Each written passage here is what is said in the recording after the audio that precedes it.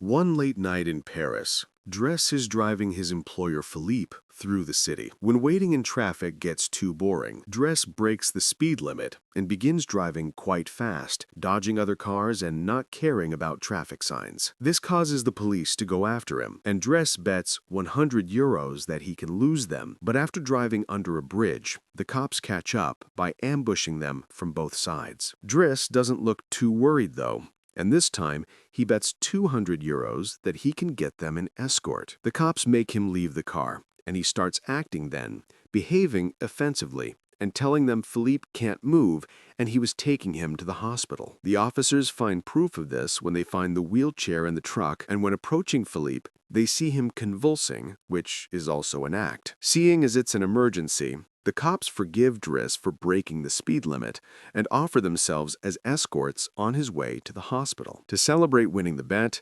Driss plays September by Earth, Wind, and Fire. And when they arrive at their destination, he shares a smoke with Philippe as soon as the cops are gone. He promises he'll handle it and drives them away just before the hospital staff could find them. This friendship began many months ago. Philippe and his assistant, Magali, are holding interviews to find a new caretaker for him, but it isn't going too well because all applicants have very standard or awkward answers to their interview questions. But they're suddenly surprised when Driss storms in, ignoring the fact it isn't his turn quite yet, because he only wants some papers to be signed saying they won't hire him so he can get the unemployment benefits. He's blunt and a little rude, even hitting on Magali, but Philippe finds him amusing and asks him to come back the next day for his signed papers. Driss goes back to his home in a humble neighborhood and tries to take a bath while all his little siblings bother him, only managing to get it done in time thanks to his sister Mina,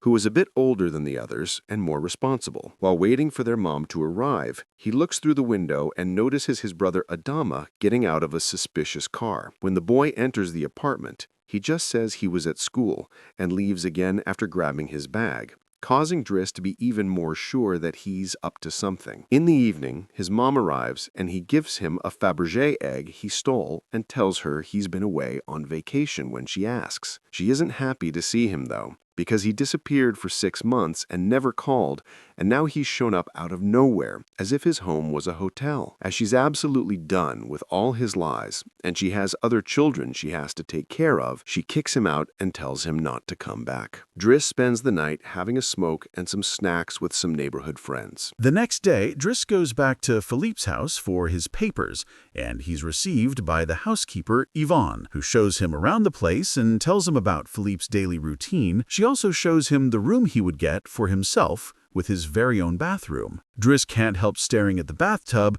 before he's dragged to see Philippe, who offers the signed sheet of paper, but also a job opportunity. Driss accepts the 1-month trial, and Philippe tells him he bets he won't last 2 weeks. After bringing his things to his room, Driss is taught how to take care of Philippe. He must learn how to keep his legs stimulated, how to put him in the wheelchair, how to help him shower and change his clothes. Things get awkward when Driss discovers he must put on him some high stockings and even clean his butt after Philippe uses the bathroom. But no matter how much he complains and says he won't do those chores, he ends up accepting them as part of his job. Later in the evening, while he's enjoying a snack on the roof, he's interrupted by Philippe's daughter Elisa and her boyfriend Bastien, who are looking for a private place to make out, and he kicks them both out after refusing to share his beer. Driss quickly gets used to the daily routine with Philippe, even if at first he does make some mistakes he learns from, like handing the phone to Philippe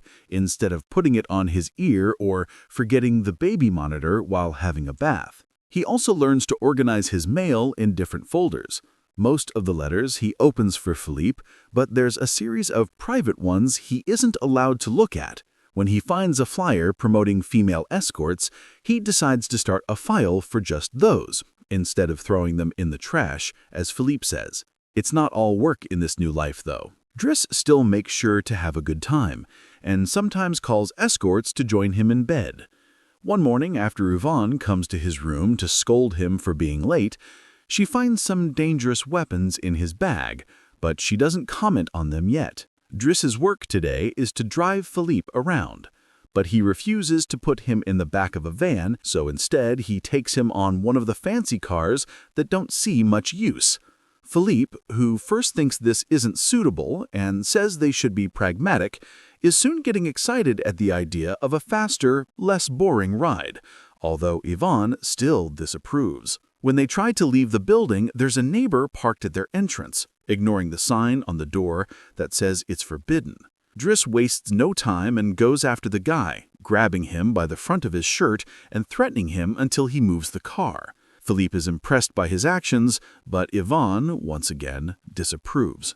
The pair go to a museum, where Philippe is planning to buy a piece of artwork that Driss considers not worth the money, because it's just a red blotch on the canvas. Afterwards, Philippe meets with a relative of his, who tells him everyone is worried about Driss since he can be violent. He's also discovered he has a criminal record, but Philippe doesn't care. He appreciates Driss because he doesn't pity him and doesn't mind joking around with him. After another failed attempt at hitting on Magali, Driss has dinner with Yvonne in the kitchen while listening to Philippe dictate a letter to Magali. Claiming it's a private conversation, Yvonne turns off the baby monitor and proceeds to explain what's going on. Philippe is pen pals with a woman called Eleanor. Those are the letters he didn't let Driss open, but he's never met Eleanor in person. Their relationship is purely epistolic. Speaking of love, Driss teases Yvonne for the looks the gardener gives her all the time before going to bed. He's trying to sleep when he hears some weird sounds coming from the baby monitor. Philippe is having trouble breathing. Not being capable to ignore him, even if he tries, Driss goes to his room and gently guides him through the attack with soothing words and a wet cloth to wipe his face. Philippe eventually falls asleep, only to wake up again moments later, saying he needs air. This time, Driss doesn't hesitate. He puts Philippe on the wheelchair, covers him with blankets, and takes him out for a stroll by the river. This is the first time Philippe has seen Paris at night in a long time, and now he's more relaxed. He explains to Driss that the medicine can only do so much, and he sometimes experiences phantom pain. When they see some girls walking by, Philippe also confesses he isn't capable of pleasuring a woman because of his situation, but he still can enjoy some satisfaction when he gets his ears massaged, because they are sensitive zones. When the phantom pain threatens to appear again, Driss shares one of his joints with Philippe, who is skeptical at first, but ends up loving it. Afterward, they go to a restaurant, where they joke around while sharing a meal, and Philippe decides to share more of his story. He met his wife when they were students, and shortly after they got married, she had 5 miscarriages and was diagnosed with an incurable, terminal illness. That's when they adopted Elisa. Philippe has always loved competitions, extreme sports, and speed, and a paraglider gave him that. It was during a paragliding session that bad weather caused him to crash and break his vertebrae, although he still thinks his real handicap isn't the chair, but living without his wife. After joking around some more, Philippe remembers the date and realizes Driss has passed his 1-month trial, so he's now officially hired.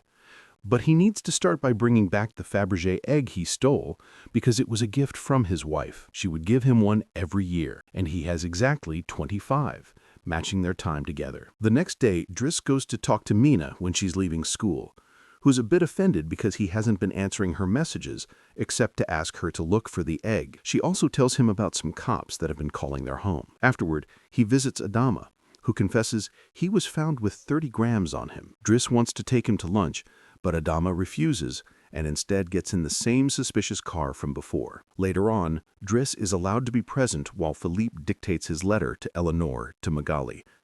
He thinks this purple prose is very boring, and that Philippe should be more direct. He's also baffled to hear that this has been going on for 6 months, and they never exchanged pictures. When he finds her phone number on one of the letters, he takes it as a sign and calls her, obliging Philippe to take the phone and finally speak to her outside the written word. Their conversation goes so well, Philippe is now on the phone with her all the time, even before he and Driss attend the opera, during which Driss laughs and makes fun of the costumes. The next day, Driss convinces Philippe to accept to exchange pictures with Eleanor and chooses one of him in the wheelchair. Afterward, while he's painting, Elisa bursts into his room to ask him for cigarettes and makes fun of him for trying to be artistic. Getting angry, he kicks her out before going to see Philippe, who is currently asking Yvonne to change the chosen picture for one of him when he wasn't quadriplegic. She hides the picture inside the escort file right before Driss burst in, complaining about Elisa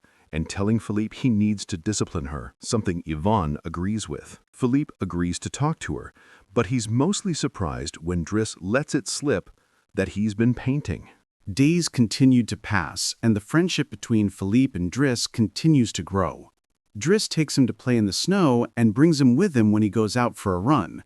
Philippe gets him his first suit and scolds his daughter while Driss listens to him through the baby monitor. When Driss finishes his first painting, he shows it to Magali, who slaps him when he tries to kiss her.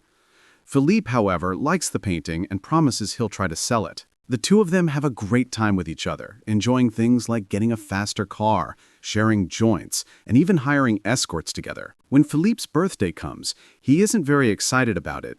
Every year, he pretends to be surprised that they're throwing a party and has to meet with all these relatives that only come to see him on that date to check he's still alive. Philippe says it'll all be rather boring. While he and the guests enjoy some live classical music, Driss searches for Elisa, who is crying in her room after having taken some of Yvonne's pills, which won't kill her as she expected. The reason why she's sad is that Bastien broke up with her and called her a tart. So she asks Driss to talk to the boy, which he accepts to do for a price. Meanwhile, Philippe is showing Driss's painting to his relative and manages to convince him to buy it for 11,000 euros. Driss goes back to the dining room and chats with Yvonne, who tells him Magali is in a relationship with someone named Fred, but things are rather rocky at the moment, giving Driss hope. As the party begins to die down, Philippe makes Driss listen to some of the most important songs in classical music history, but he can only joke in response. After the band is done, he brings his iPod and plays Boogie Wonderland by Earth, Wind & Fire before he starts dancing right in the middle of the floor.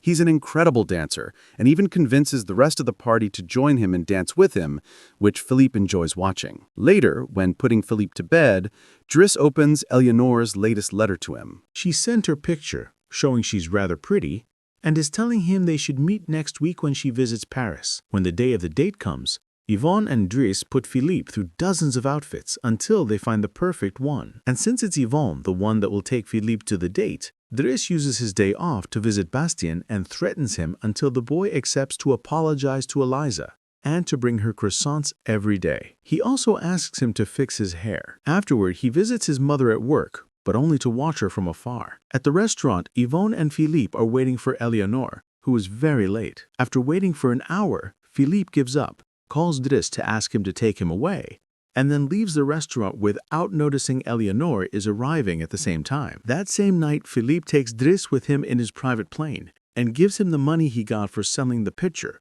making him immeasurably happy. They make it to the countryside the next morning, and Philippe decides to go paragliding, dragging Driss with him as well. Driss doesn't want anything to do with it, but after initially freaking out, he ends up enjoying the experience. When they return home, Adama is there waiting for Driss and gets scolded when he sees the scars on his face. Adama will still not tell Driss what's happening in his life though, so Driss makes him wait in his room and goes to put Philippe to bed. Philippe, however, isn't sleepy yet. After making Driss look at a painting with him, he asks him about his family, which Driss at first doesn't want to talk about, but eventually gives in. It turns out Adama technically isn't his brother, and his parents aren't actually his parents. They're his aunt and uncle. They fetched him from Senegal when he was 8 because they couldn't have kids, and his real name is Bakari Basari. But because other kids had that name, they called him Idris, and that became Driss. One day, his aunt miraculously was able to conceive, and after his uncle died, there were other men and more kids as well. In the same way Driss had talked to him about Elisa, Philippe points out that Adama needs discipline. So he fires Driss so he can be there with his family because he can't spend his whole life taking care of an old man. The next morning, after Bastien has brought his daily croissant while wearing a better hairdo, Driss packs his bags and gets ready to go. Magali comes to say her goodbyes, and when Driss tries to hit on her one last time, Magali introduces him to his significant other, Fred, which is short for Frederic. Turns out Megali isn't interested in men, and Driss gives up on the spot. On his way out of the house, he gives the baby monitor back to Yvonne and teases her for having lied to him about Megali just to mess with him. In return, she gives him the escort file he had started, and he's disappointed to find the picture he had chosen is hidden there. Driss throws away the file, but he keeps the photo for himself. Once outside, he finds a car once again blocking the entrance, so he asks him to move away, even if he doesn't work there anymore. When Adama calls him out for it, Driss says is a matter of principle. A few hours later, the two brothers go pick up their mother at the station, while back at the house, Philippe is having his first dinner together with his new caretaker, who is stuffy and boring, and Philippe decides to leave him without even having a bite. Since Yvonne is out on a date with the gardener, nobody is there to scold him for it. As days pass, Driss goes back to his old life. He hangs out with his old friends again and tells the guys from the suspicious car not to bother Adama anymore. When he goes to an interview he doesn't have enough experience for, he manages to win over the employer by calling himself pragmatic and using all the art knowledge he acquired while working for Philippe. This lands him a job as a driver. Philippe continues to dislike his new caretaker and is in a constant bad mood. One night, he refuses anyone in the house to help him with his phantom pain, so Yvonne calls Driss and asks him to come over. That's how they find themselves in the situation from the beginning, with the cops chasing after them first and escorting them to the hospital later. After that little adventure, Driss drives Philippe to the coast, and the sight of the sea helps Philippe calm down. Sometime later, Driss takes care of Philippe's overgrown beard before taking him to a restaurant for lunch. But he doesn't stay, because someone else will be making Philippe company today. Driss wishes him luck and finally gives him back his egg before leaving, and Philippe starts worrying about being alone until he sees who his date is, Eleanor, who is delighted to see him and doesn't mind the chair at all. The real Count Philippe Pozo di Borgo now lives in Morocco. He has remarried and has 2 daughters. The real Driss, actually called Abdel Yasmin Selou, has his own firm and is also married with 3 children. The 2 men continue to be very close friends to this day.